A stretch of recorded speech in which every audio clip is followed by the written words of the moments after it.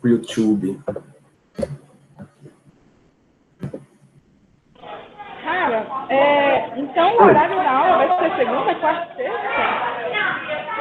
Sim, senhora, segunda, quarta e sexta. Esse horário, 1h30? 1h30, segunda e quarta, Gadelha. Aí, segunda-feira que vai ser 8 horas da manhã. Não, sexta-feira que vai ser 8 horas da manhã, então? Só na sexta. Aí, na segunda é 1h30 e quarta 1h30 também. Eu acho que tá ficando com térmica, é termodinâmica. Mas eu vou ver como é que o Jordão vai levar Qual dia, a disciplina. qual dia que tá chocando com o termodinâmico? Oi? Segunda e Qual dia que quarta. tá... Segunda e quarta é 1h30 lá também. Ixi, que beleza. Só sexta que é 3h10. Entendi. Tá, depois você vê lá como é que vai fazer, porque... As suas aulas vão estar gravadas, então, se eu tiver dúvida, eu sei lá, tiro depois. Sim. Beleza. Beleza. Então tá.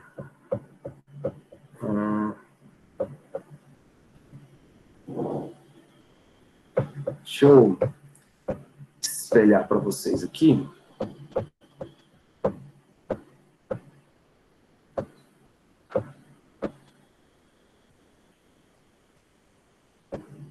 Vou espelhar uma guia.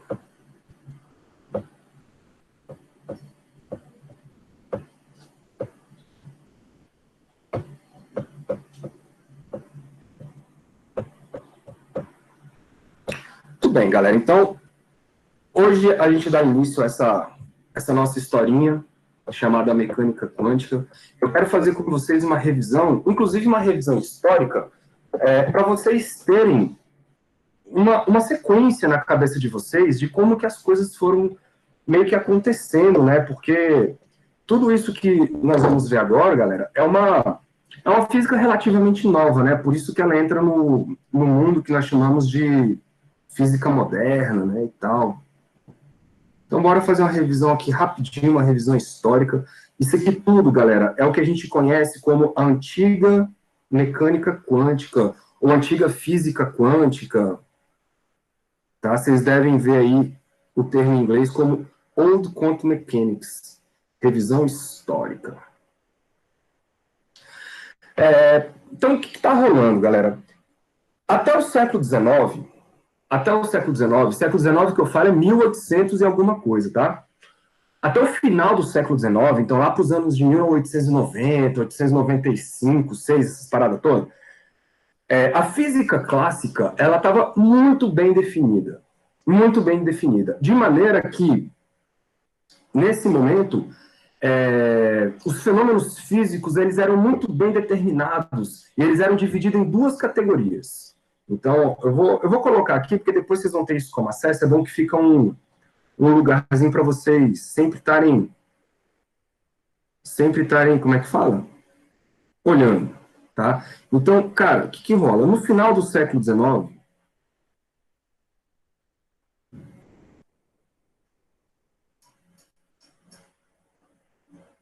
XIX é X e X. No final do século XIX, galera, os fenômenos físicos, eles eram divididos em duas categorias. Quais eram essas duas categorias? Era a física que dizia respeito à matéria,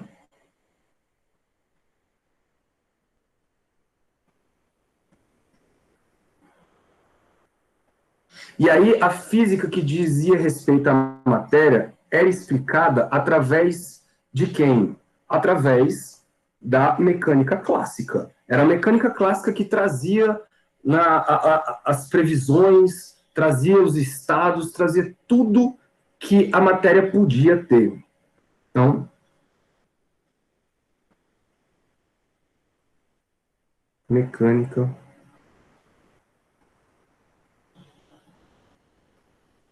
clássica.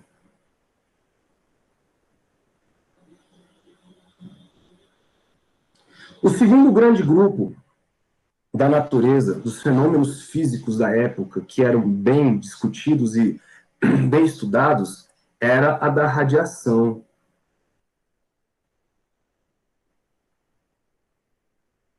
E qual era a física que fazia a previsão da radiação, vocês lembram? Alguns de vocês aí fizeram semestre passado.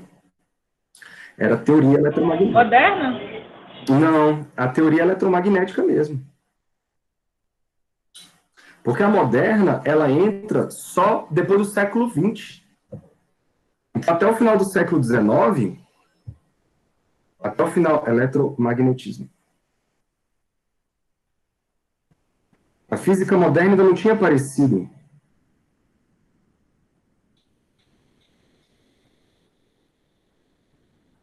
Então era mais ou menos assim, eletromagnetismo. Ficar em português bem dizido. Eletromagnetismo.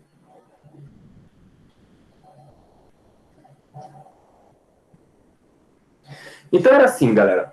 Todos os corpos feitos por matéria no nosso mundo, eles eram regidos com as leis de Newton, as equações de Lagrange, os hamiltonianos, tudo em função da mecânica clássica. E a mecânica clássica, ela conseguia predizer com excelência tudo o que acontecia com a matéria.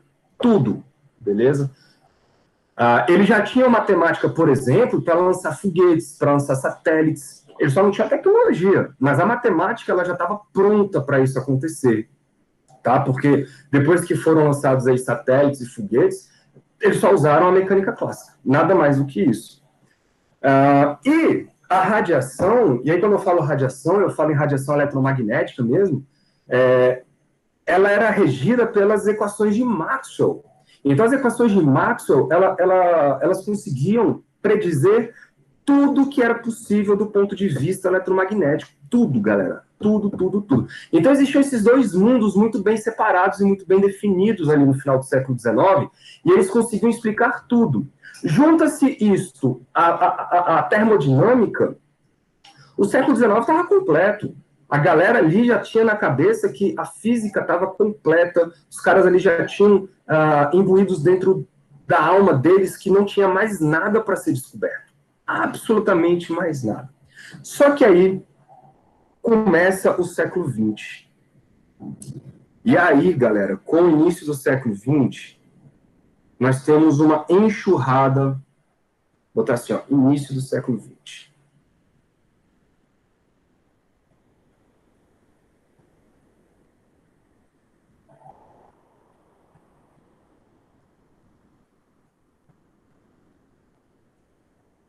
Uma enxurrada de fenômenos que a tal da física não explicava, beleza?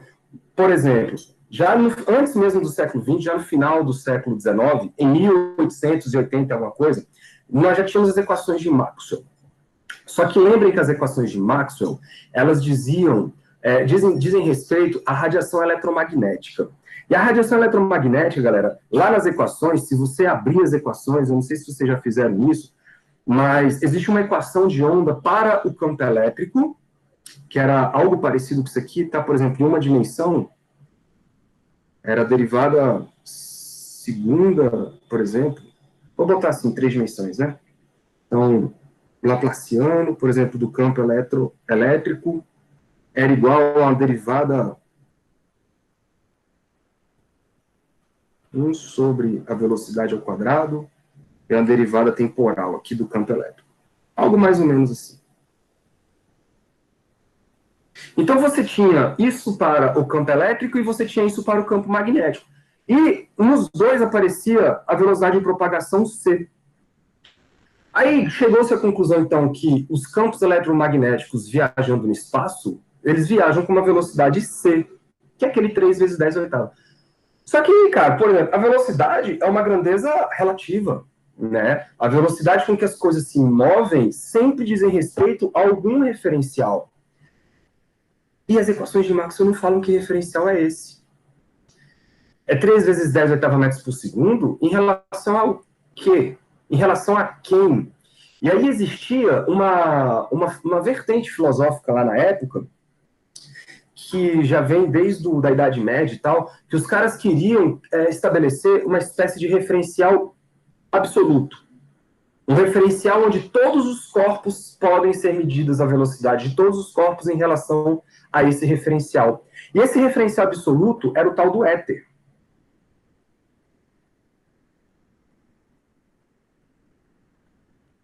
Então, essa velocidade da luz C era a velocidade da luz em relação a esse tal desse éter, que seria o quinto elemento, tá? Seria a quinta essência, além ali do fogo, da água, da terra e do ar, seria o quinto elemento que permeava o universo. E a luz viajava nesse meio aí.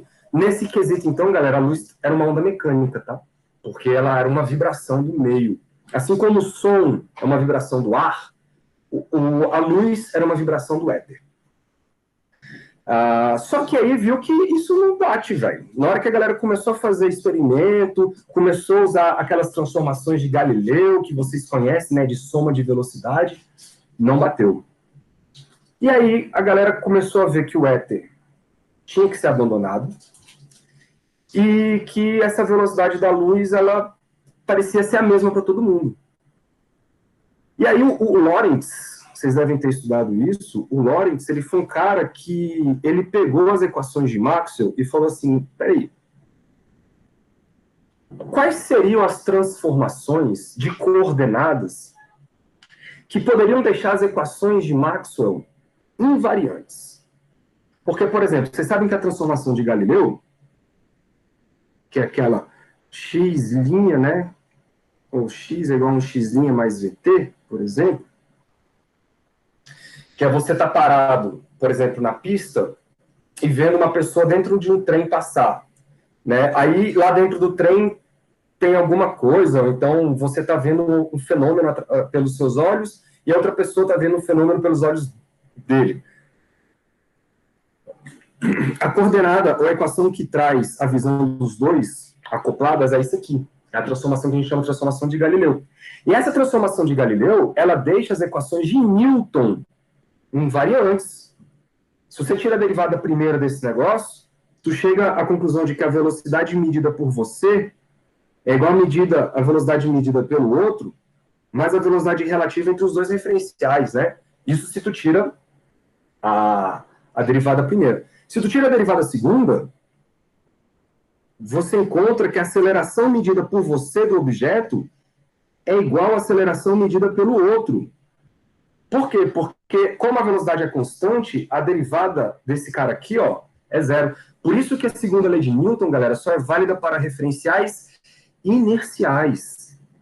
Referenciais inerciais, porque são referenciais onde a velocidade é constante. Nesse caso, olha só, as transformações de Galileu deixam as equações de Newton invariantes. Por quê? Porque a força é massa vezes aceleração. E tanto faz você medir a força como a pessoa que está dentro do trem medir a força aplicada no mesmo objeto que vocês estão olhando, vocês vão chegar na mesma conclusão.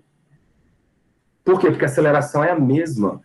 Então, recapitulando, eu estou dizendo isso para vocês terem uma noção do que significa ser invariante, tá? As transformações de Galileu deixam as equações de Newton invariantes. Só que elas não deixam as equações de Maxwell invariantes. Então existe um problema muito sério aí. Qual é o problema muito sério? É falar assim, cara, então quer dizer que as leis da mecânica não são compatíveis com as leis do eletromagnetismo? Ou então, por que as transformações de Galileu não funcionam no eletromagnetismo? E aí o Lorentz, ele tenta escrever uma transformação que deixa as equações de Maxwell invariantes, né? Que é aquela que vocês devem lembrar lá da moderna, que era mais ou menos assim, né? Ó, x' era igual a x mais bt, alguma coisa assim. Aí apareceu esse gama aqui, ó. Apareceu esse gama na história, que era o fator de Lorentz, por isso que é conhecido como fator de Lorentz. Só que o Lorentz, ele não sabia muito bem o que fazer com isso, galera. Ele não tinha ideia. não tinha a menor ideia do que fazer com isso. Quem veio dar uma interpretação física para isso foi o Einstein, com a tal da teoria da relatividade, tá bom? Porque aí o Einstein abandonou toda a brincadeira de tempo absoluto, ele abandonou aquela questão de referencial absoluto, aí ele foi e escreveu assim, ó, não sei se vocês lembram, não só as leis da mecânica, mas também as leis do eletromagnetismo, as leis da ótica, todas elas são válidas para o mesmo, para todos os referenciais inerciais. Então, as leis da física são válidas para os referenciais inerciais. Então, ele ampliou toda a ideia, ao invés de só colocar a mecânica, ele colocou também o eletromagnetismo e a ótica. Enfim, isso tudo já foi um turbilhão ali no começo do século XX. Já foi um turbilhão. E a física clássica não dava conta disso. A mecânica clássica falhava. Aí você fala, e o eletromagnetismo falhava em quê? Falhava também nessa questão de corpos muito rápidos. Só que existia um outro problema. Na época, existia uma tal de radiação de corpo negro, que vocês devem ter ouvido falar. Eu vou numerar algumas coisinhas aqui, ó. Então, teve lá a radiação de corpo negro. Deixa eu botar o pincel aqui.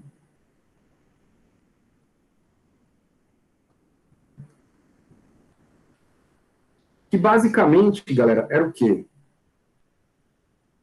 Era você ver um objeto emitindo luz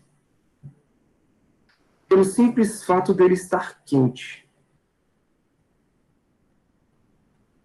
E você medir quais são as frequências que estão sendo emitidas desse corpo quente. Basicamente, é isso.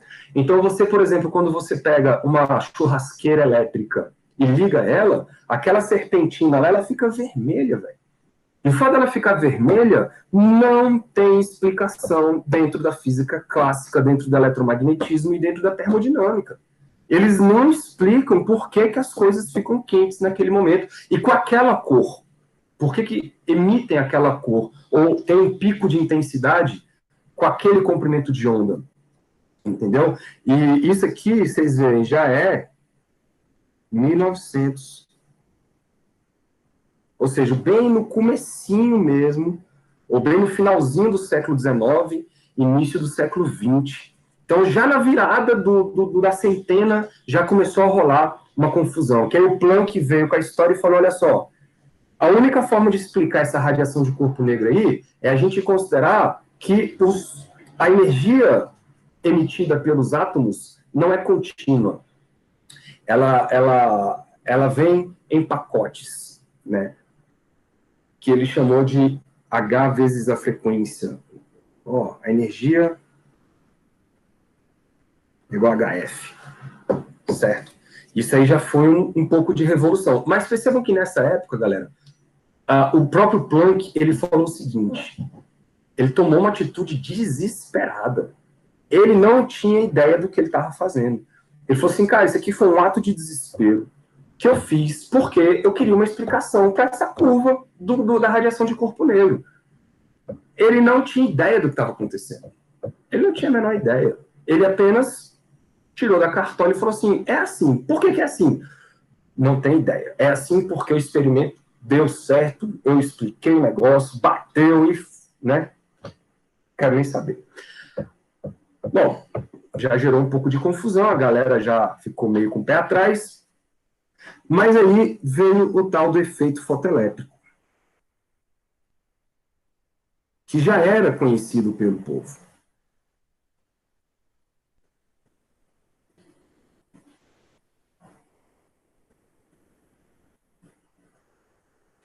Mas ele não tinha explicação.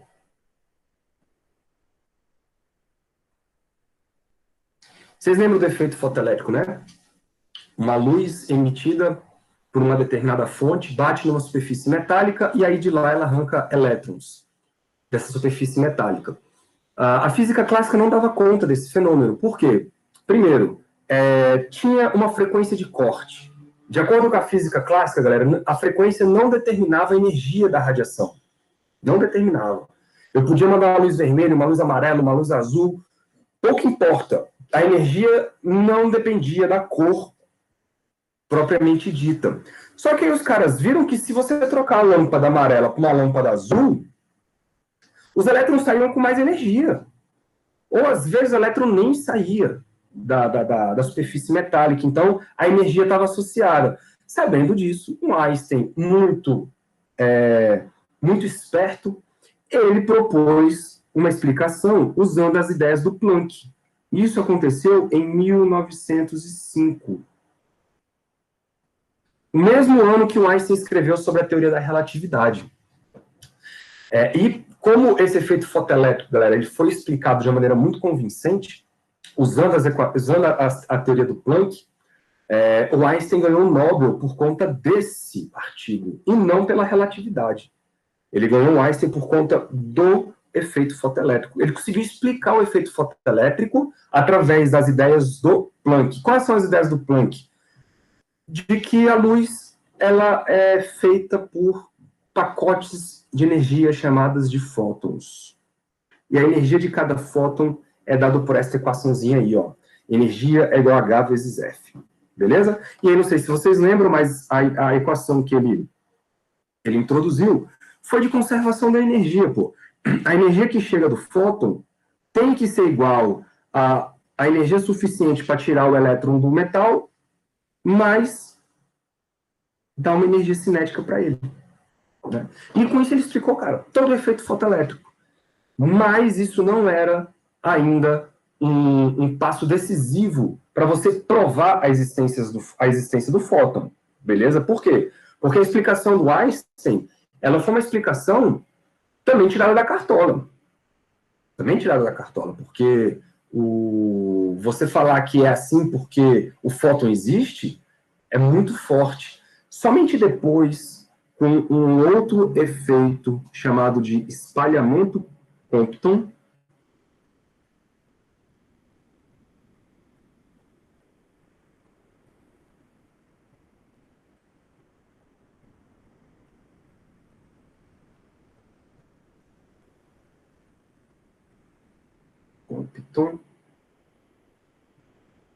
que aí sim, cara, aí não tinha mais conversa. Aí, velho, então, essa desgraça existe. O fóton existe. Por quê? Porque se eu jogo um fóton num elétron em repouso, e foi isso que eles fizeram no laboratório, esse fóton vem com uma energia dada por HF. Ele bate no elétron que está em repouso, joga o elétron para um lado, e aí o fóton sai para outro lado. Só que ele vem com uma outra energia, HF, linha, HF linha. E se você aplica as leis da conservação da quantidade de movimento, você consegue recuperar os dados experimentais. Então, com o espalhamento de Compton, tudo ficou claro e aí houve realmente uma comprovação de que a natureza, como é que eu posso dizer, da radiação eletromagnética, ela pode ser vista de um ponto de vista corpuscular. Tá bom? Mas percebam, galera, que tanto o efeito fotoelétrico quanto o efeito Compton, eles dizem respeito a como que a radiação bate na matéria. Então, na verdade, diz respeito a como que é uma interação entre a luz com a matéria. E quando a luz interage com a matéria no efeito fotoelétrico, é como se fosse um pacote de energia batendo no elétron e liberando ele. O efeito Compton, mesma coisa. O pacote de energia vem como se fosse uma partícula, bate no elétron e dá momento linear para ele. Então, qual foi a conclusão que a galera chegou? A conclusão foi o seguinte, eu vou escrever a conclusão aqui porque ela é importante. Conclusão.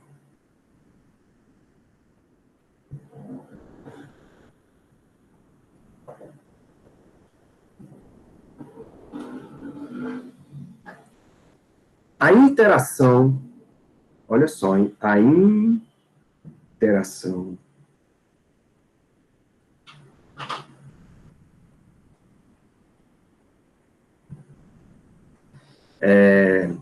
de uma onda eletromagnética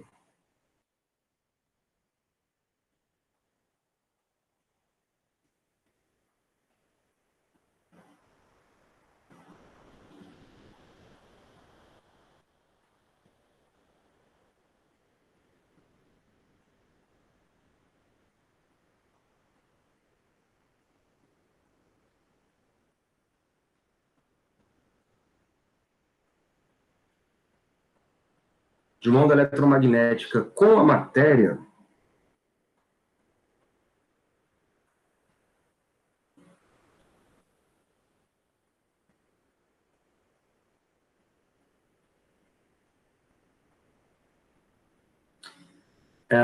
se dá, vou botar assim, se dá ou ocorre, tá? Através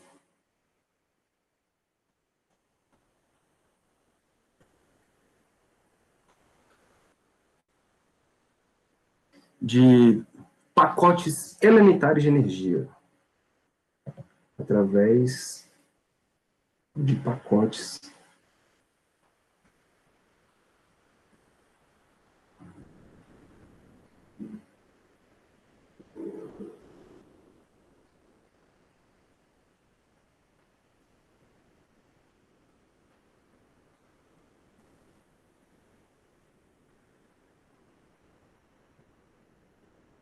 de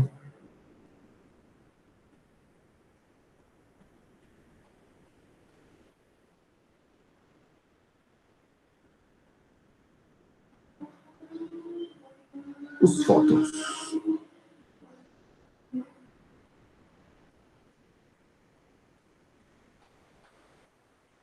Percebam que essa é a única conclusão que eles podiam tirar, galera. É a única conclusão que eles podiam tirar. Por quê? Porque eles não podiam falar que a luz era composta de alguma coisa. Eles não sabiam do que a luz era composta. Mas eles sabiam que quando a luz interagia com a matéria, essa interação era através de coisinhas que eu podia pensar como se fossem partículas chamadas, que eles deram o nome de fótons naquela época. Bem? E aí rola aqui algumas equações da época. Essas equações da época que foram propostas é o que a gente chama de conexão onda-partícula, tá? Então, a conexão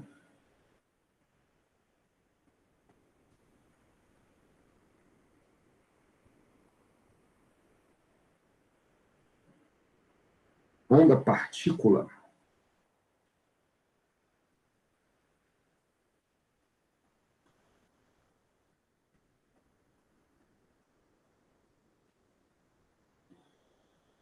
ela se dá através de um punhado de equações que misturam a natureza da matéria com a natureza das ondas. A primeira foi aquela que eu já falei para vocês, a energia é igual a HF. Não é isso? Olha só, o lado esquerdo dessa equação, ela trata da energia que uma bolinha carrega. Então, o lado esquerdo, galera, dessa equação... Calma aí que eu fui olhar aqui um barulho e me perdi. A natureza dessa equação, ela diz que o lado esquerdo tem natureza de matéria e o lado direito tem uma grandeza associada a uma onda, que é a frequência. Então, você tem uma conexão aqui entre o lado que representa a matéria e um lado que representa a onda. E quem é que está dando essa conexão? O diabo da constante de Planck. Então, a constante de Planck é a grandeza física que vai linkar, vai fazer a conexão entre o mundo da radiação com o mundo da matéria, beleza? Isso, galera, é levado ao mundo quântico, tá bom? É por isso que todas as equações que vocês forem enxergar aqui são equações quânticas, tem que aparecer, cara, esse H. Por quê? Porque é ele que faz o link entre a onda e a partícula. Onda do ponto de vista onda eletromagnética e partícula fóton, beleza? Se você colocar o 2π aí, uma outra forma de escrever essa equação é H cortado ômega, né? Esse H cortado, a gente vai usar muito ele, tá? Deixa eu botar aqui no cantinho. O H cortado, ele nada mais é do que o H sobre 2π. E o ômega é a velocidade angular, vocês conhecem. O ômega é a frequência angular, né? Que é o 2πf. Tá? É a mesma coisa. Existe ainda uma equação muito importante que diz respeito ao momento linear. Eu vou botar em termos vetoriais aqui, que é o momento linear do fóton mesmo, que é H cortado vezes o K. Então, de novo, são duas coisas aí, galera, que estão sendo relacionadas. Existe o P, que é o momento linear, o momento da partícula viajando, que está linkada com uma coisa ondulatória, que é o K. O K é o número de onda.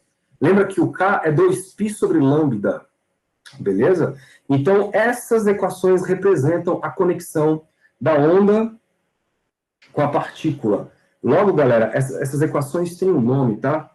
Essas equações aqui, vou botar para mais, são chamadas de relações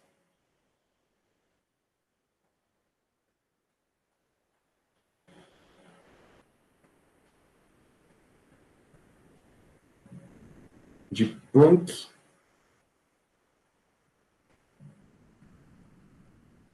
Inclusive, Planck é o nome do meu cachorro. Aquele que vocês viram aí.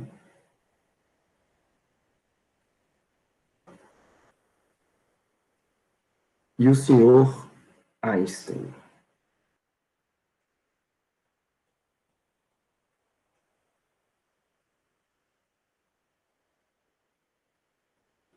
Certo? Essas equações foram fundamentais para ali as bases, os alicerces da física quântica. Sem elas, galera, a física quântica não tinha nascido, beleza? Bom, e aí, cara, as coisas foram crescendo, né? As coisas foram crescendo. Deixa eu ver como é que eu separei aqui. As coisas foram crescendo de maneira que alguns experimentos foram deixando os físicos da época perplexos. E um deles foi o famoso experimento de dupla fenda. Galera, se vocês quiserem falar alguma coisa aí, é só abrir o microfone, tá? Tirar alguma dúvida, tal, fazer algum comentário.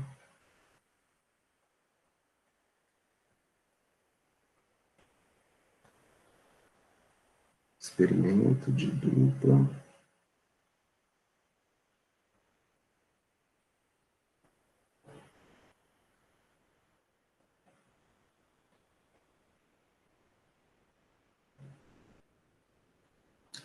Deixa eu roubar aqui uma figurinha. Que inclusive é lá do livro do Cohen. Eu peguei ela aqui para vocês. Aqui. Então, curte só. O que aconteceu aqui? Os caras tinham uma fonte de luz. Uma fonte de luz passando por uma dupla fenda.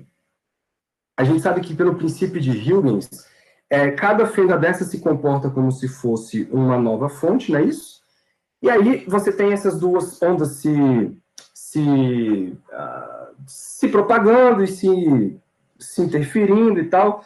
E aí nós vamos ter um padrão de interferência lá no anteparo.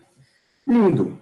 Lindo, lindo, lindo. É isso mesmo que acontece. Tanto é que a física clássica, por exemplo, a gente sabe que se você tampar uma das fendas, por exemplo, tampei a fenda 2, como é que fica o padrão de luz lá no anteparo X? Ele fica dada por essa intensidade dada por I1, ó.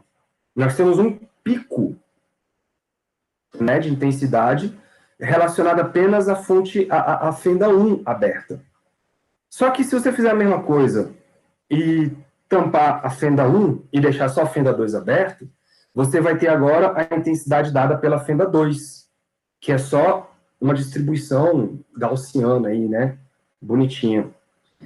Classicamente, você esperaria que as duas fendas abertas produziria a soma das duas intensidades, né? I1 mais I2.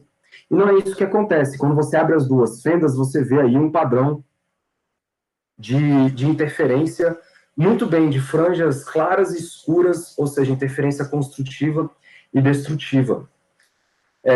Isso quer dizer, galera, o seguinte, que a intensidade total que eu vou chamar de I de x, ela não corresponde à soma da intensidade 1, beleza? Que bate lá no nosso anteparo x, mais a soma da intensidade 2, que bate no anteparo x. Por quê? Porque se fosse isso, ia dar esse desenho aqui da letra B, né? Ia dar o desenhozinho da letra B, e não o desenhozinho da letra C. E aí, quem explica isso muito bem é o modelo ondulatório. O modelo ondulatório, ele é muito bem... ele prevê muito bem isso, por quê? Porque vocês viram lá na teoria eletromagnética que a intensidade da luz, ela é proporcional ao campo elétrico ao quadrado. Olha só, o módulo do campo elétrico, né? O módulo do campo elétrico que chega lá no anteparo ao quadrado, certo? E o que é o campo elétrico que chega no anteparo? É a soma do campo elétrico proveniente das duas fendas. Então, eu posso dizer que a intensidade ela vai ser proporcional ao campo elétrico vindo da fenda 1, da radiação vindo da fonte 1, mais o campo elétrico da fenda 2 ao quadrado. Olha que beleza. E isso gera o padrão de interferência. Por quê? Porque isso é o quadrado do primeiro, mais o quadrado do segundo, mais 2 vezes o primeiro pelo segundo. Esse termo cruzado, o primeiro pelo segundo, é que vai gerar isso aqui, ó. Todo esse padrão de interferência que vocês estão vendo aí. Ou seja, o modelo ondulatório da luz não está errado. Ele não está errado, ele está certo. Ele bate com as previsões teóricas, mas ele não explica aquilo que a gente viu lá atrás, né, com relação ao efeito fotoelétrico e ao espalhamento Compton. Só que aí a galera começou a pensar, a galera começou, peraí, vamos lá, agora, então com calma. Tudo bem. A luz é uma radiação eletromagnética que gera padrão de interferência construtiva e destrutiva no nosso anteparo. Mas vocês estão falando aí que a luz é feita de fótons, que são partículas. E se eu jogar fóton por fóton? Se eu for jogando um fóton de cada vez nessas duas fendas, aí, galera, o pau começou a quebrar. Por quê? Porque os caras, primeiro, pegaram fóton por fóton e foram jogando. Foram jogando, e aí os fótons iam caindo, e cada vez que o fóton caía no anteparo, dava um clique, e acendia uma luzinha lá, luminosa, lá no anteparo, tipo um filme fotográfico, tá? Aí, puf, o fóton caiu ali. Aí você espera o outro fóton cair, ele passa por alguma das fendas, puf, caiu no outro, em outra região. Aparentemente, à medida que você vai, né, deixando o experimento correr, parece que os fótons caem de maneira aleatória. Só que se você esperar muito tempo, depois de muito tempo, vocês vão perceber que existe uma maior concentração de fótons caindo onde tinha interferência construtiva, ou seja, tinha muito fóton caindo aqui, ó, onde tinha esse pico, quase nenhum fóton caindo quando você tinha uma interferência destrutiva, e voltava, galera, olha que coisa mais louca, voltava ao padrão de interferência das ondas. Só que, porra, mas como é que, fóton por fóton, eu reproduzo um comportamento ondulatório, velho? Que diabo é isso? Isso é onda ou é partícula? Aí que vem a tal da dualidade onda-partícula. O que é a luz? É uma onda ou é uma partícula? Eu não consigo descrever esse experimento apenas com a ideia de fótons. Não consigo. Por quê? Porque eu preciso do modelo ondulatório para prever essa interferência de construtivo e destrutivo. Mas, ao mesmo tempo, eu consigo jogar fóton por fóton. Eu tenho tecnologia para jogar fóton por fóton. Então, eles existem. Mas eu não posso simplesmente explicar isso usando só as ideias dos fótons e nem posso explicar isso usando só as ideias das ondas. E aí vem o que a galera chama de dualidade onda-partícula, para você distinguir agora um novo ser. Não é onda, nem é partícula. É as duas coisas ao mesmo tempo. Isso, galera, é um problema nosso, tá? De ser humano. Porque quando você está diante de algo que você não conhece, você acaba tentando fazer analogias com coisas que você conhece. Então, por exemplo, o que o homem conhece? Ele conhece o que é uma onda. Ele vê uma onda. E ele conhece o que é uma partícula. Então, essas duas coisas na cabeça ligam uma chavezinha e falam assim, olha, eu vou explicar isso aqui como onda e vou explicar isso aqui como partícula. Mas só que tem hora que um comporta de um jeito, outro comporta de outro. Como que eu posso pensar no mesmo objeto sendo explicado ao mesmo tempo pelos dois comportamentos, onda e partícula? Sacou? Isso gera um problema filosófico, psicológico muito grande e gerou um desconforto muito grande nos cientistas, nos físicos da época. Então, eu vou escrever algumas coisinhas aqui pra gente, ó. Até aí tudo bem? Vocês não colocaram nenhuma dúvida, porque tá tudo bem, né? Tudo isso aí vocês lembram, né, que eu tô falando. É uma revisão...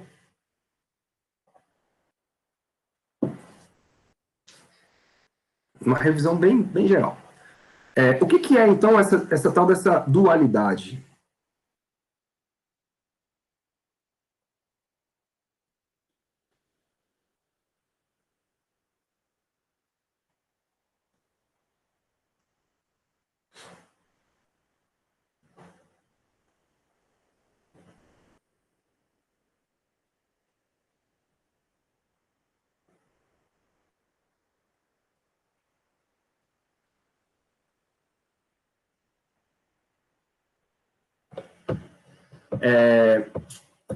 Você não consegue explicar um fenômeno nem usando só a ideia de luz e nem usando só a ideia de partícula. Você precisa dos dois, das duas descrições. Vamos botar assim. Você precisa das duas descrições, tanto da descrição ondulatória quanto da descrição corpuscular. E aí, o que a gente vai ter da dualidade onda-partícula? Primeira coisa, a luz se comporta simultaneamente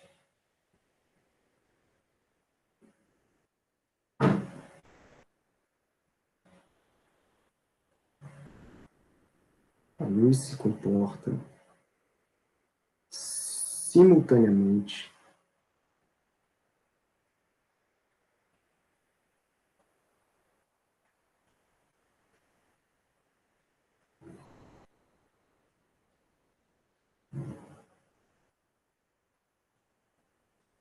como partícula.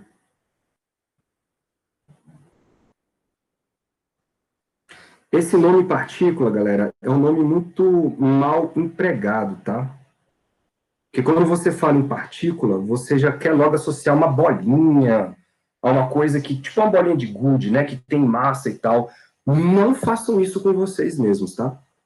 Não pensem em partículas, por exemplo, os fótons. Não pensem nos fótons como sendo bolinhas que possuem massa. Primeiro, eles não possuem massa. Segundo, eles não são bolinhas, beleza? Eles são... A melhor definição que você pode imaginar na sua cabeça são pacotes de energia que viajam no espaço. Então, quando você olha para a luz que vem da lâmpada da sua casa, você, como um ser macroscópico, um ser grande, você está olhando um conjunto coletivo de fótons, tá? E esse conjunto coletivo de fótons te dá a sensação de que eles são uma onda eletromagnética. Pensem assim. Se você pudesse diminuir de tamanho e entrar nesse mundo dos pequenininhos subatômicos, aí você não ia mais interagir com a luz da mesma maneira. Você não ia ver mais a luz como sendo uma onda contínua se espalhando no espaço.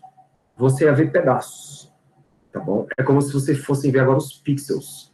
E esses caras são chamados de fótons. E eles carregam energia, carregam momento linear, mas eles não têm massa, tá bom? E viajam à velocidade da luz.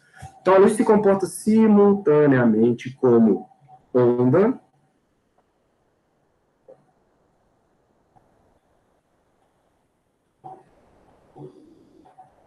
como onda e como partícula.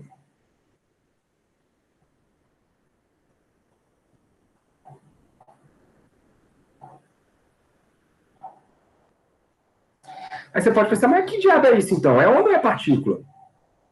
Nenhum dos dois. Pensa nos dois ao mesmo tempo. É por isso que se chama dualidade onda-partícula. Por quê? Porque aí nós vamos usar o caráter ondulatório. Olha só, o caráter ondulatório, ele vai nos permitir, galera, calcular a probabilidade de manifestação da partícula. Então, por que a gente chama de dualidade onda-partícula? Porque o que nós, seres humanos, podemos fazer, nós somos intrometidos, velho. Nós queremos nos meter no mundo que nós não temos acesso. Nós não temos acesso ao mundo quântico. A gente é intrometido e tenta enxergar o mundo quântico do nosso ponto de vista. E aí a gente se vira da forma como dá. E aí o caráter ondulatório, o caráter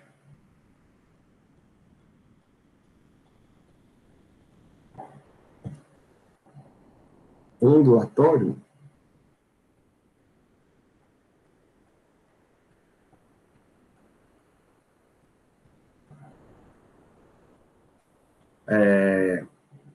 da luz, né, da radiação, é ele que nos permite, igual vocês viram lá, porque o caráter ondulatório te dá a interferência, né? Te dá lá aquele produto cruzado que eu mostrei para vocês, do E1 com E2.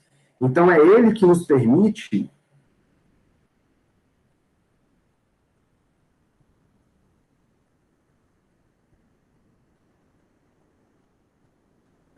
calcular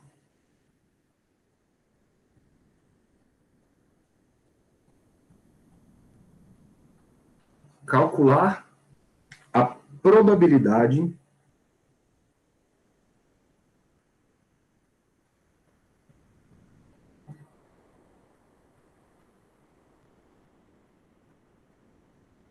probabilidade de manifestação da partícula. Vamos escrever assim que fica... Tá bom.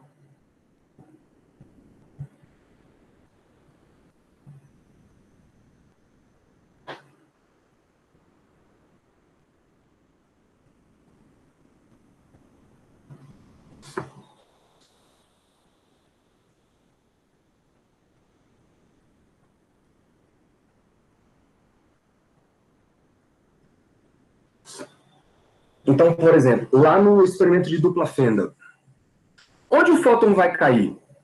Tu joga um fóton, ele vai passar por uma das fendas, tu não sabe por onde ele vai passar. E aí ele caiu do outro lado. Aí, tu consegue prever onde ele vai cair? Não consegue. Ele pode cair em qualquer lugar do outro lado. O máximo que você pode dizer é falar assim, olha, existe uma probabilidade de tantos por cento dele cair aqui, nessa região. Existe uma probabilidade de tantos por cento dele cair aqui, nessa região.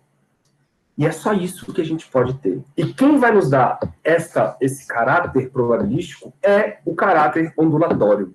Beleza? A gente usa as ondas para nos ajudar, auxiliar a calcular a probabilidade de manifestação, ou seja, desses fótons serem detectados do outro lado. Tudo bem, galera? Isso gerou uma confusão, porque, pensa, vamos lá. Final dos anos de 1800, ali, final do século XIX. A mecânica clássica, ela era uma mecânica muito bem determinada. Você conseguia prever com exatidão tudo.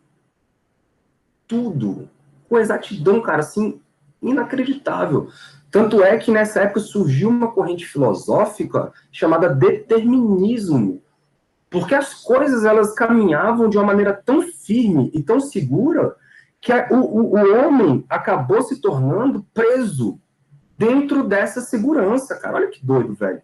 Então, a lógica, ela se tornou uma coisa tão interna e tão, sabe, tão forte dentro do espírito humano que os caras achavam que tudo podia ser descoberto. O próprio Lord Kelvin, da escala Kelvin, lá da termodinâmica, ele falou assim, olha, tá tudo já descoberto. A física não tem mais quase nada para descobrir. Olha só, cara, a prepotência. Existem apenas duas coisas que a gente ainda não descobriu, que são o porquê da radiação de corpo negro, né? E as transformações de Lorentz. São as únicas duas coisas que a gente não sabe. Mal sabia ele que na virada do século, essas duas nuvenzinhas se transformariam, cara, numa tempestade sinistra e turbulenta no mundo da ciência. E hoje nós não conseguimos viver, galera, sem essa teoria, tanto a teoria quântica quanto a teoria relativística, beleza? A gente não consegue viver sem essas duas coisas, tá bom? Aí você fala, professor, mas e o fóton, né? Porque você está falando aí da manifestação da partícula. Mas a partícula é o fóton, não é? A partícula é o fóton.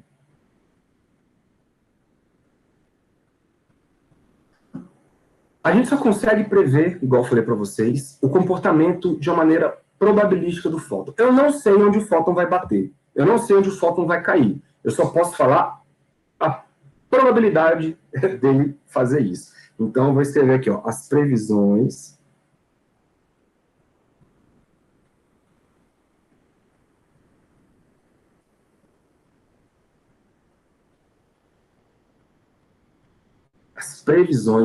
sobre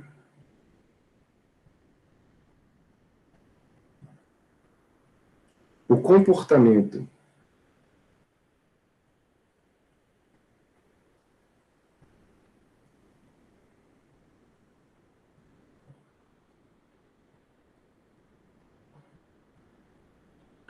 quando eu falo comportamento, é exatamente saber para onde ele vai. Comportamento de um fóton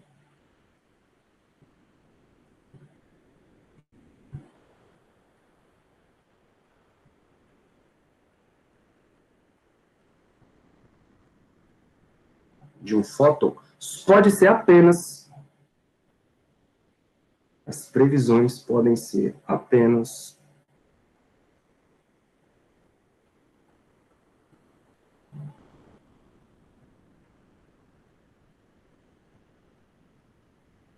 probabilísticas.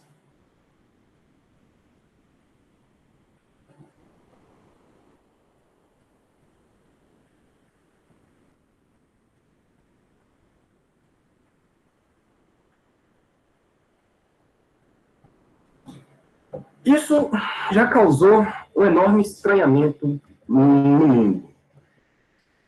Só que aí as coisas pioraram. Por quê?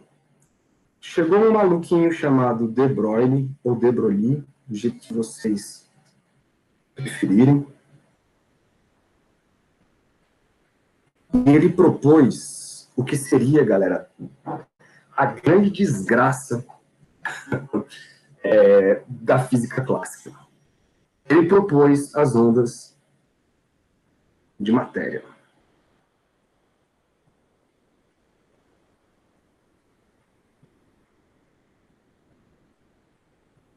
Por que ele fez isso? Pelo simples ponto de vista da simetria. Eu não sei se vocês viram lá a palestra do professor Elael, mas ele falou muito disso. Simetria. Ele pensou, cara, se a luz, que é manifestamente, macroscopicamente, uma coisa ondulatória, tem natureza ondulatória, e a gente está vendo que, na verdade, podemos estudar do ponto de vista de partícula. Então, por que as partículas que a gente sabe que tem um comportamento, se manifesta naturalmente como partículas, por que eles não podem ter um comportamento ondulatório também? Bicho! O De Broglie, ele era aluno de doutorado. Ai, cara, era de um cara famoso. Acho que era do Bohr. Ou era do Bohr? Acho que era do Bohr. Ou era do Planck, alguma coisa assim.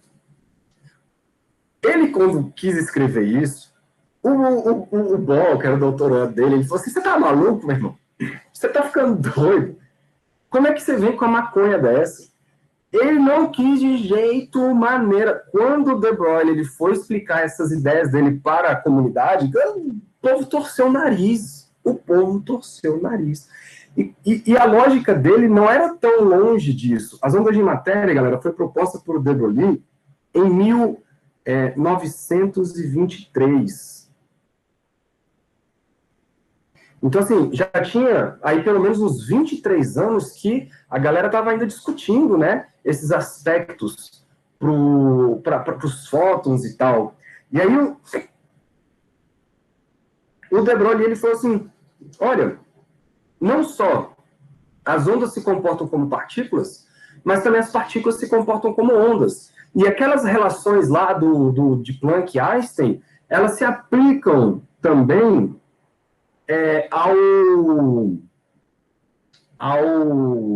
às partículas.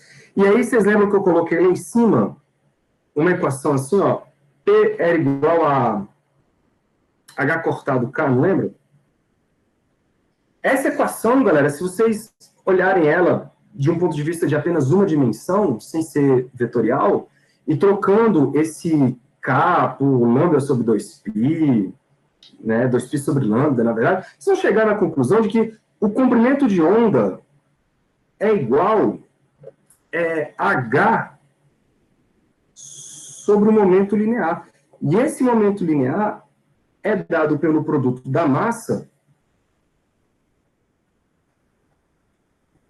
vezes a velocidade. Bicho, olha que revolução, galera. Do lado esquerdo, vocês têm uma grandeza tipicamente ondulatória. Do lado direito, vocês têm uma grandeza, né, MV, tipicamente particular, tipicamente de partícula. E você está misturando as duas coisas. Olha que doideira. E quem está fazendo a conexão? A tal da constante de Planck. Então, qual foi a ideia do De Broglie? Olha, as partículas se comportam como ondas. Se elas se comportam como ondas, o caráter ondulatório delas vão trazer para a gente uma interpretação probabilística da matéria. Cara, confusão. Deixa eu mostrar um negócio aqui para vocês.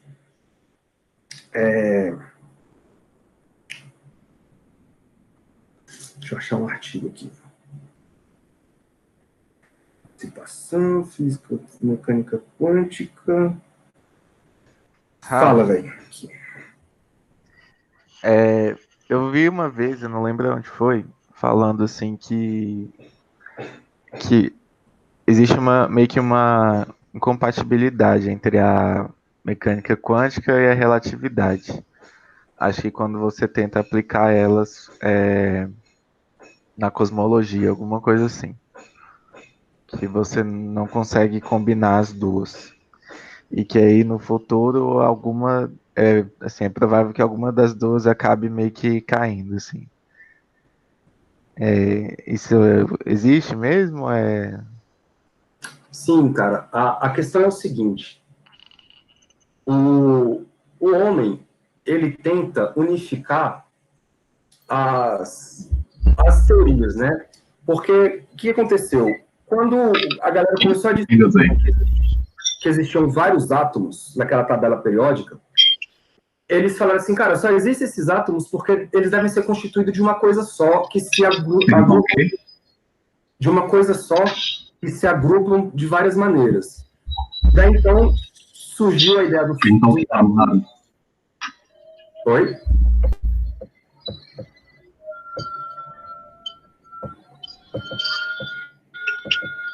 Que o microfone do Jim tá ligado. Aí tá... Ah, pode crer. Jim, tu tá por aí? É os passarinhos malditos dele. Deixa eu...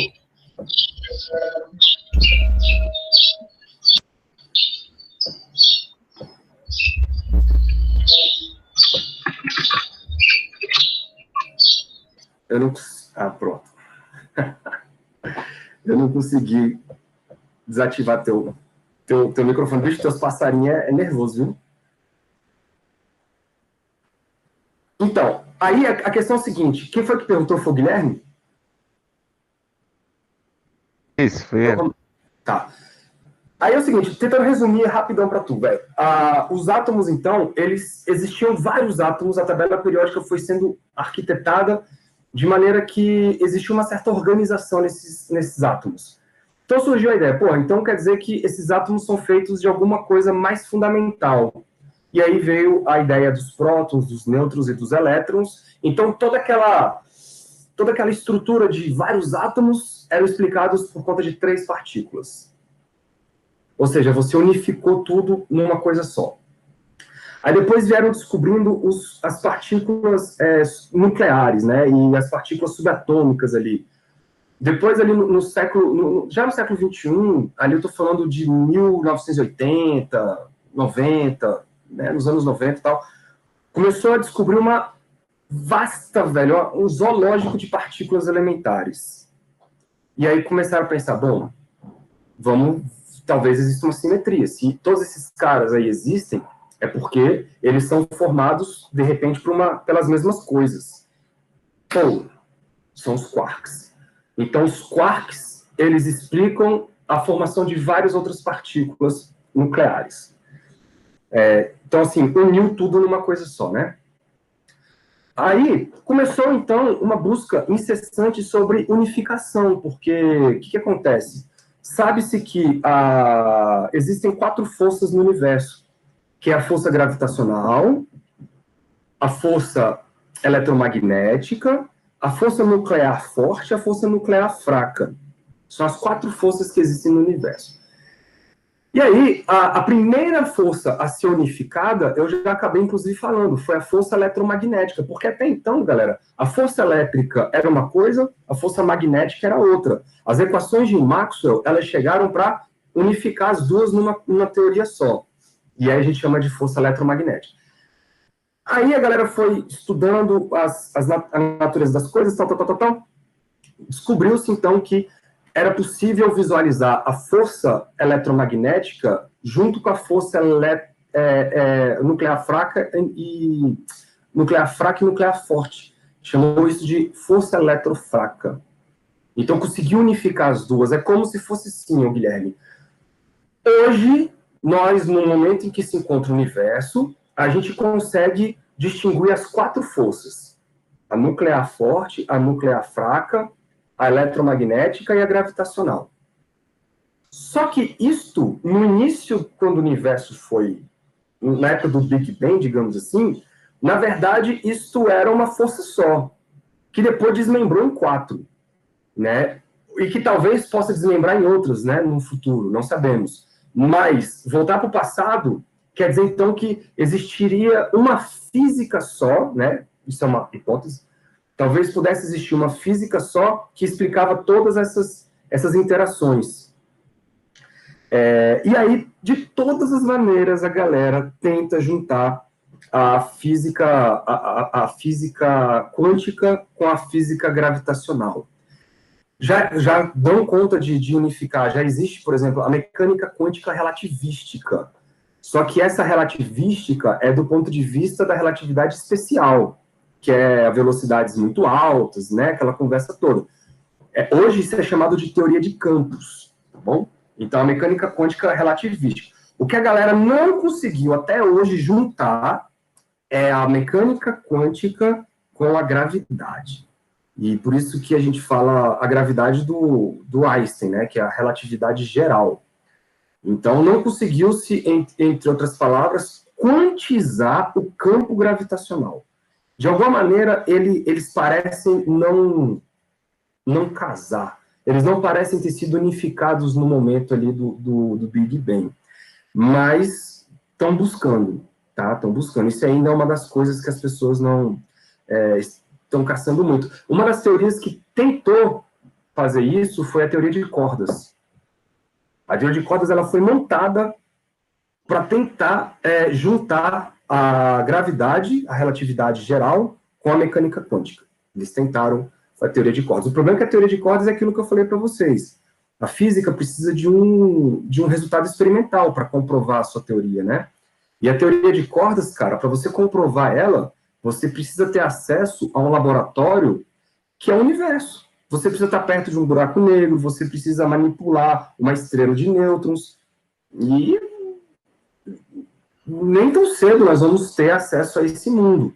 Então, a teoria de cordas, ela meio que ficou um pouco de lado, por conta extremamente de acesso mesmo, a tentar testar. Então, ela é elegante do ponto de vista matemático. Do ponto de vista físico, não. Então, realmente, existe esse problema entre você conseguir unificar as duas físicas. Agora, já existem, Guilherme, pessoas falando assim, olha, essa história de unificação é balela.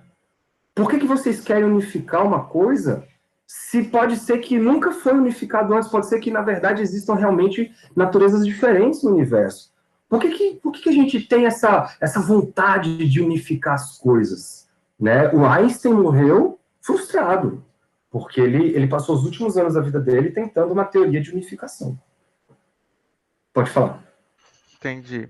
Nada, só para complementar. Aí, quando você falou essa parte aí das partículas e tal, aquele graviton, então, seria meio que uma tentativa de juntar as duas coisas, a gravidade com a mecânica quântica. Perfeito. O graviton seria a quantização do campo gravitacional. Assim como o fóton é a quantização do campo eletromagnético, o graviton é a quantização do campo gravitacional. Mas ele ainda não foi detectado. Entendi. Valeu. Então, só para finalizar aqui, galera, olha só. Isso aqui é um artigo, se vocês quiserem, depois eu coloco lá para vocês. Onde esse cara aqui, ele tenta meio que falar para vocês que, na verdade, a gente é ensinado de uma maneira errada essa questão de partículas e tal, porque, na verdade, não existem partículas, existem apenas campos. Eu achei interessante. Mas eu quero mostrar para vocês essa fotografia aqui, ó. Quando o de Broglie veio com a história das partículas se comportando como ondas, a galera falou, uai, tá, vamos testar. E aí começaram a fazer igualzinho fizeram com a luz, fizeram com aquele experimento de dupla fenda, né? E aí começaram a jogar elétrons naquele experimento de dupla fenda. O que eles esperavam? Eles esperavam ver uma concentração de elétrons perto da fenda 1 e uma concentração de elétrons perto da fenda 2, né? Porque para eles eram bolinhas. Mas aí quando eles foram ver a desgraça do negócio, o padrão que surgiu foi igual esse padrão aqui, ó, que vocês estão vendo na letra E da figura desse artigo que vocês estão vendo aí na tela. Ou seja, muita concentração de elétron em regiões específicas e uma baixa concentração em outras regiões. Então, existe aí um padrão de interferência, de franjas, claro escuro, né? E aí começou-se, então, a brincadeira. Falei assim, então, peraí. Então, quer dizer que o elétron, ele está interferindo, mas ele está interferindo com quem? Ah, mas é porque a gente jogou um bocado de elétron, e aí eles se interferem de uma vez e formam lá o padrão de interferência construtiva e destrutiva. E aí começou, pô, então peraí, vamos fazer igual ao fóton? Vamos jogar um elétron de cada vez? Tum, tum. E aí, galera, quando eles jogaram um elétron de cada vez, começou a surgir o padrão que vocês estão vendo na letra A. Cai um elétron aqui, cai um elétron ali, aparentemente aleatório, né? Aparentemente aleatório. Só que você vai esperando passar o tempo, e aí você vai vendo que, na verdade, não é tão aleatório assim. Os elétrons, eles estão caindo em regiões onde tem mais probabilidade de cair do que outras. Então, o comportamento dos elétrons é idêntico ao comportamento de ondas. E isto, cara, gerou uma desgraça. Por quê? Porque a física newtoniana não explica isso. Porque a física newtoniana, ela fala assim, olha, me dê as condições iniciais que eu consigo descobrir a trajetória de um corpo qualquer. Eu consigo saber onde ele vai parar e no tempo que você quiser. Aqui não. Aqui eu estou jogando um elétron com uma condição inicial, eu sei a velocidade que ele sai, eu sei as forças que atuam sobre ele, eu sei tudo sobre ele. Então, eu saberia dizer onde ele vai cair depois de passar pela fenda.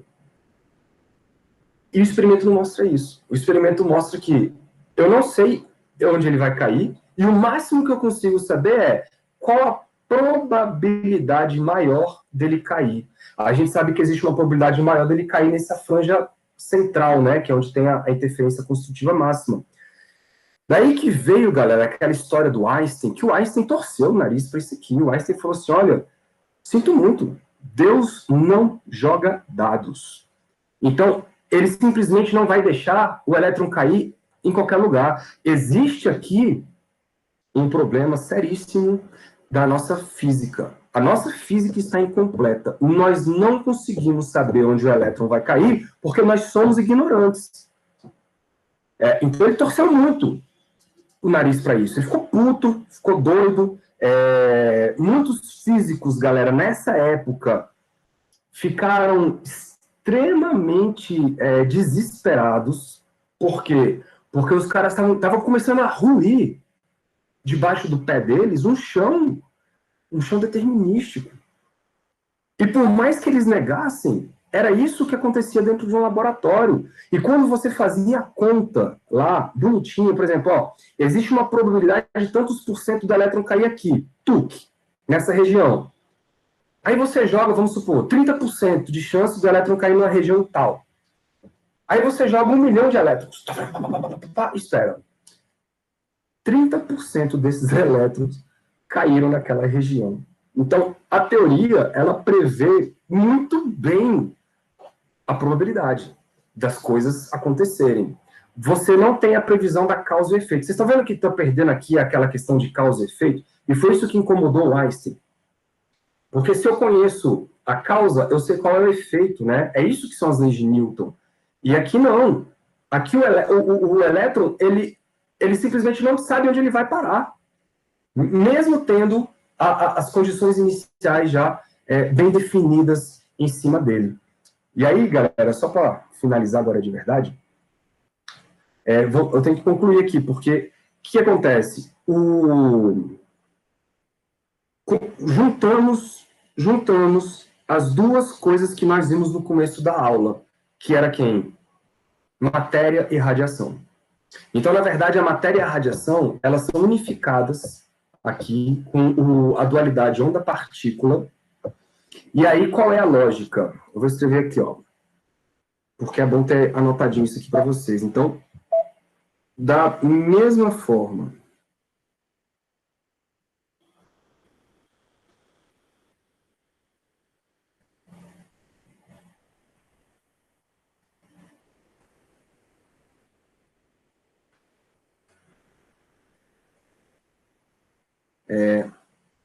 que o comportamento que o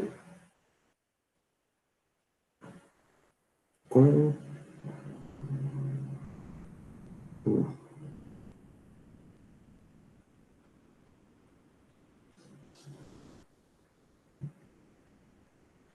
o comportamento vou botar assim, o comportamento probabilístico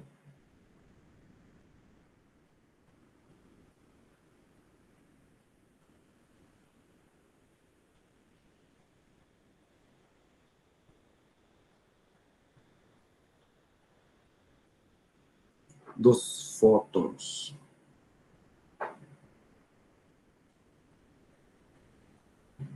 Quem descreve o comportamento probabilístico dos fótons? O caráter ondulatório. E o caráter ondulatório é descrito por qual teoria? Teoria eletromagnética. Então, o comportamento probabilístico dos fótons pode ser descrito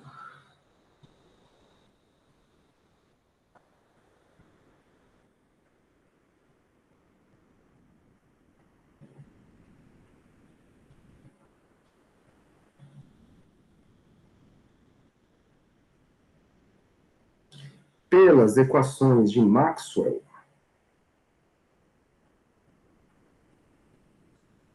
Deixa eu ir lá para riba.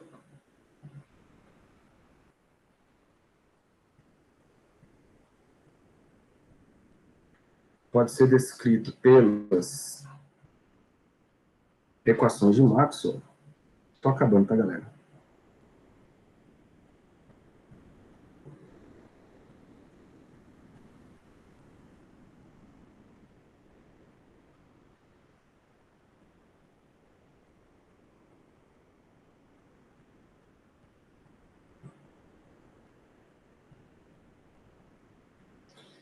Eu preciso de equações que descrevam estas ondas de matérias aí.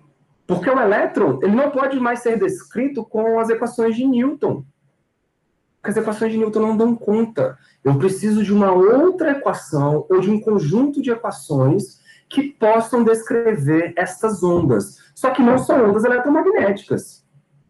Não são ondas numa corda. São ondas de matéria.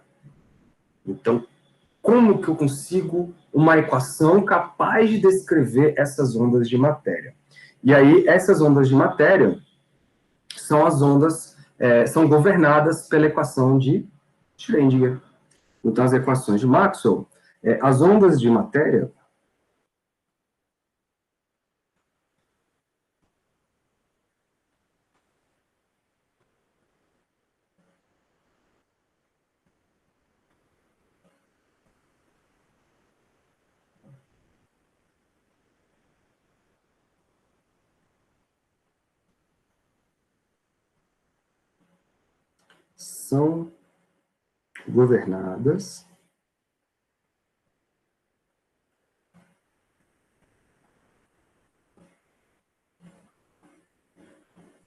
são governadas pela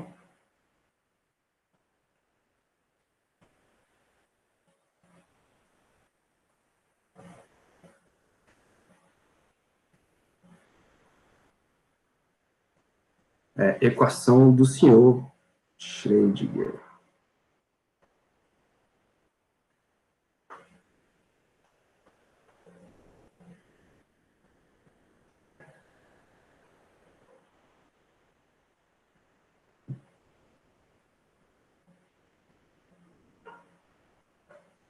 Olha aí, que lindo, galera. É isso que aconteceu, tá? Então, assim como as equações de Newton são válidas para o mundo macroscópico, as equações de Maxwell são válidas para a radiação eletromagnética, as equações de Schrödinger são válidas para o mundo subatômico, onde as partículas se comportam como ondas de matéria, que naquele artigo ali ele tenta convencer a gente de que são campos de matéria, digamos assim. Bonito? Captaram mais ou menos aqui o que eu quis que vocês passeassem por essa história toda, galera? Essa história aí, cara, ela é muito bonita, porque isso aqui abala demais a estrutura física do ser humano, viu? Abala demais a estrutura física do ser humano. Tanto é que existem relatos de muitas pessoas terem cometido suicídio nesse século, muitas pessoas que eu digo cientistas, nessa época do século XX aí. Por quê? Porque, cara, eles caíram num buraco onde a sensação que eles tinham é de que tudo que eles estudavam estava errado. E foi muito pesado isso para a época. Foi uma revolução muito grande, cara. Essa revolução foi tão grande, galera, mas tão grande, que ela respingou até no mundo artístico. O mundo começou a pensar diferente. As músicas, vocês veem que as músicas dessa época começaram a se tornar muito diferentes. Existiu um novo movimento artístico chamado surrealismo, né, nessa época. O próprio Salvador Dalí já começava a pintar relógios derretendo, já remetendo à tal da relatividade de Einstein. Então, esse século aí, galera, foi um século de turbilhão de revolução intelectual, cara. Foi um turbilhão, um turbilhão. As pessoas estavam se enveredando numa teoria nova, né, que tentavam escrever uma outra fronteira da física. Porque uma coisa que vocês têm que ter na cabeça, galera, nunca pode passar na cabeça de vocês que as equações de Newton estão erradas. Nunca pode passar na cabeça de vocês que, por exemplo, a relatividade ela veio para superar as equações de Newton, ou que elas são melhores. Não, não é isso. O que vocês têm que ter puramente na cabeça é que as teorias, elas têm validade. Validade, que eu digo, é de fronteira mesmo. Então, por exemplo, a mecânica clássica, ela explica, cara, maravilhosamente bem o mundo cotidiano. Ela explica maravilhosamente bem o nosso cotidiano, né? Os aviões são colocados para voar usando a mecânica clássica. Os satélites são botados para voar usando a mecânica clássica. Os carros, mecânica clássica. Tudo que você vê em movimento no seu dia a dia é mecânica clássica. O problema é que quando você vai para o subatômico, as partículas elementares ou as partículas subatômicas, elas não conseguem ser explicadas usando a mecânica clássica. Aí nós precisamos de uma nova mecânica. Que nova mecânica é essa? Mecânica quântica. E é uma mecânica completamente diferente. Tá? Mas não quer dizer que uma é melhor que a outra. Só que elas têm fronteiras. E existe um princípio da correspondência aqui, tá? Se você pegar a mecânica clássica e expandir ela para um limite onde os corpos vão ficar muito grandes, tem que conectar com a mecânica clássica. Senão a sua teoria não presta. De novo, toda teoria física tem que ter explicação experimental. Se a mecânica quântica explicasse somente o mundo lá embaixo, mas não trouxesse conexão com a mecânica clássica, a sua mecânica quântica não presta. Assim como a relatividade, vou botar ela aqui, ó. Imaginem que elas estão em contato, tá? A relatividade, ela já consegue explicar objetos macroscópicos muito rápidos, e aí você tem a relatividade especial, que a gente chama aqui de relatividade restrita, né?